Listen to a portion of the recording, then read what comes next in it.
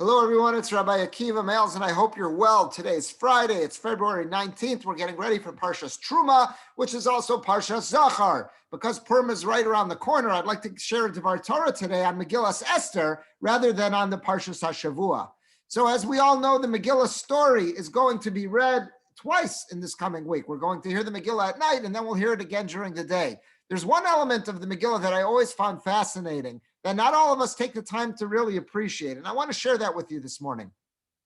Megillah tells us in Perek Gimel, when Haman is creating his plot against Bnei Yisrael, that he has been authorized, and he tells any enemy of the Jewish people that come the 13th of Adar, you are able to, in the coming year, you will be able to kill as many Jews as you would like. And he says, Ushlalam lavos, you'll also be able to plunder all their possessions.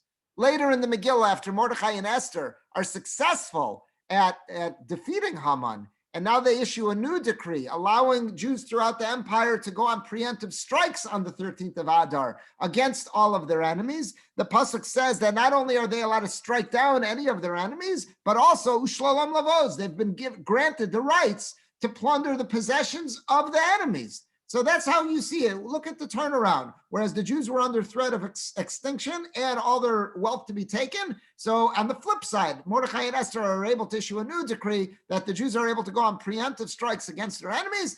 And by the letter of the law, they're able to take all of their spoils as well. However, the Megillah tells us 3 times in Perek Tes, in the 9th chapter, that despite the fact that Bnei Yisrael had been given license to despoil their enemy and take all of their possessions from the enemy that they had knocked down, they did not take advantage of that, and they did not take a dime from their enemies. The Megillah tells us 3 times in Perek Tes. The first is in Pasuk Yud. It tells us in Shushan Abiran, the capital city of Shushan, how successful they were at striking against their enemies. And the Pasuk tells us not only did they kill the 10 sons of Haman, boo, they killed Aseres b'nei Haman, ben Amdasa, Tzarer HaYudim Haragu, they killed the 10 sons, but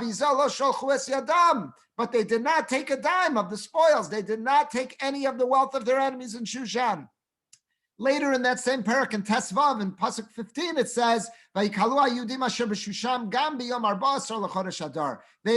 up on the 14th. They had an extra day to defend themselves, and they went on this preemptive strike on the 14th of Adar as well. They killed another 300 of their enemies in Shushan, but they did not lay their hands on the spoils. Twice we hear this about Shushan.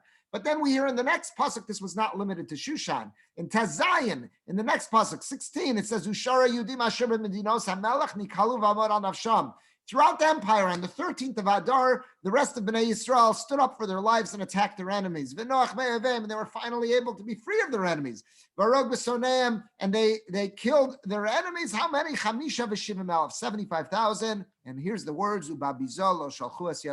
they did not lay their hands on any spoils. So throughout the empire, not just Shushan, but throughout the empire, Bnei Yisrael, despite the fact they had been given license to take the wealth and the possessions of any of their enemies who they had knocked off in this preemptive strike, despite the fact that they were allowed to do so, nobody took a dime. The Megillah makes a point of saying that 3 times. That really raises our question. This can't be an accident. It's one thing if it just happened in Shushan, but throughout the empire, what happened here? So I want to share with you a beautiful idea, great insight from the Rabbi, one of our Rishonim, Rav Levi ben Gershon, in his Toelas Memphis. At the end of his parish, what he always does is he offers practical takeaway lessons. So in number 49 on Megillas Esther, here's what he writes.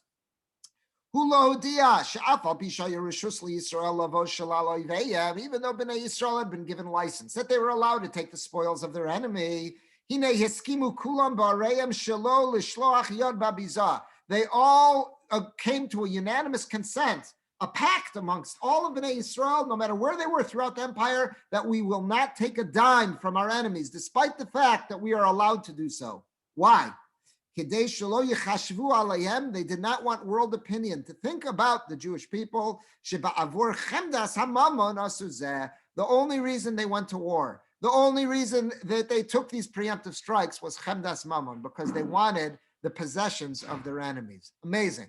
So Rabbi tells us that despite the fact that they had been given permission to take the spoils of their enemies, Bnei Yisrael decided unanimously, we're not going to do that. It's great that that exists, but we're not going to do that. You know why? We don't want the world to say about us that we did all this, that we went to war, and it was just about the money. That's the only reason we did this. I find this an absolutely amazing insight, because if you think about this for a minute, Bnei Yisrael had been living under this threat of extinction, of death, of annihilation for close to a year. Haman had passed his original decree back in Nisan the previous year. So until Adar the next year, so it's close to 11 months, they've been living under this panic, under this anxiety, the terror of being killed by their enemies. And the world knows this. But nonetheless, if the Jews were to stand up and defend themselves on the 13th of Adar, what will world reaction be? Not that, okay, here's Klal Yisrael defending themselves, going on a preemptive strikes, doing what they can to protect themselves. That won't be what they'll say. They'll say, Bavor Chemdas Mamon. They did all this Asuzah. That's why they did this, because they wanted their riches. That's what they did. This is an incredible insight, because what this tells us is the world is motivated to assume our motivations, our reasons, behind all of our actions. If there's ever an inkling that the reason we did something was for money, that's what people will jump on. Even if there's a more obvious reason, that we were living under the threat of extinction, of annihilation, people won't jump to that and say we did this in self-defense as some kind of protective measure. It was all about the money. That's why you did it. We know what's really going on. It was about the money.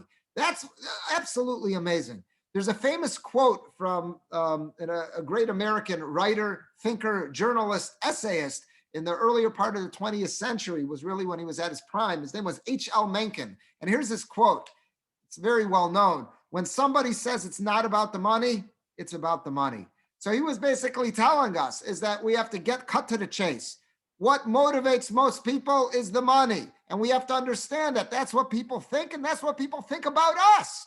So if we ever are at a point where we're deciding on a course of action, we have to stop and think, what will people say about us? We're not going to go through life like a bull in a china shop, just completely oblivious to world opinion. We're going to stop and we're going to be careful and say, what do my actions say about me? How will the world interpret my actions? And you know what? There are times after making that assessment where I might have to adjust course, where I might have to adjust the same way all of Bnei Yisrael did in the Purim story. They adjusted course because they understood what the world would think about them. There are times that we're going to have to do that as well. But the main idea here is that I get from this Rabbi is to understand the way people think and the assumptions they will arrive at. And there are times where we have to make adjustments accordingly. This insight should give us a greater appreciation for our actions, what the world thinks about us, how our actions reflect upon us, and how we sometimes have to adjust course accordingly.